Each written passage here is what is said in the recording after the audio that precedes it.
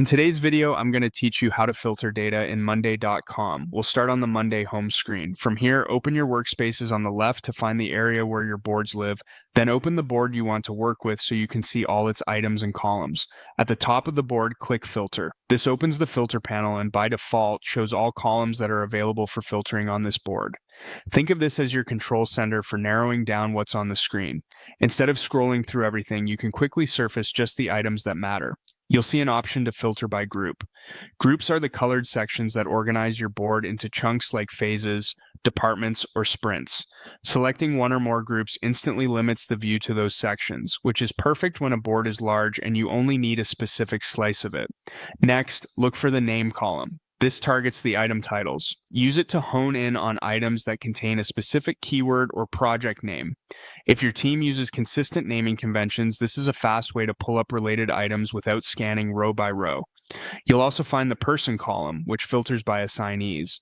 Choose one person to see their workload or multiple people to view a shared queue. If an item has more than one owner, filtering by any of those people will include it, helping you spotlight shared responsibilities. The status column is another powerful way to focus your view. Depending on your board, you might see options like not started, working on it, done, or stuck.